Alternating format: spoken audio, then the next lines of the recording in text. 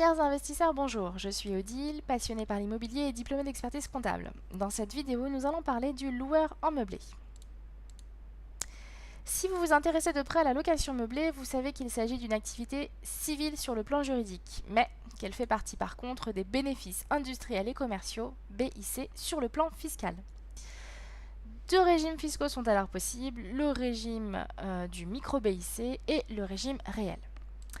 Vous avez certainement constaté qu'il existe deux statuts de loueur meublé, le statut du loueur meublé professionnel, LMP, et celui du loueur meublé non professionnel, LMNP. En synthèse, vous pouvez être dans une des cases de ce tableau. C'est à l'article 155 du Code général des impôts que vous trouverez la définition de ce qu'est un loueur meublé professionnel.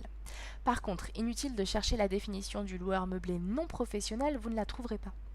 Le loueur meublé non professionnel se définit négativement par rapport au loueur meublé professionnel. Le LMNP est donc le loueur qui n'est pas un loueur professionnel.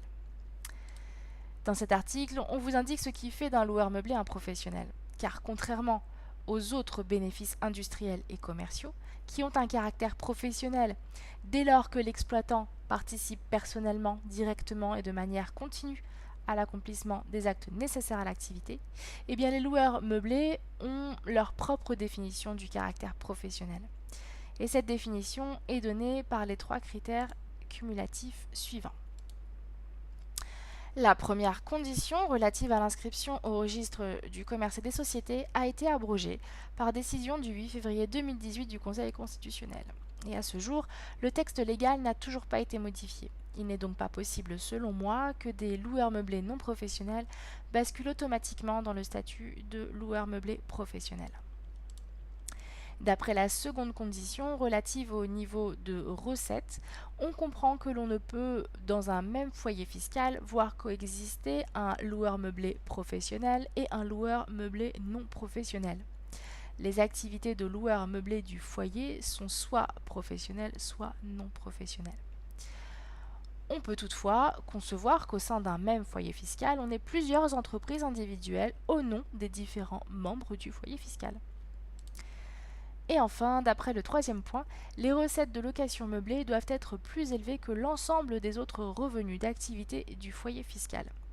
Mais attention, nous parlons ici de recettes, c'est-à-dire que l'on compare le total des loyers courus, toutes taxes comprises et charges comprises, y compris et les éventuelles indemnités d'assurance perçues en cas de défaillance d'un locataire par exemple.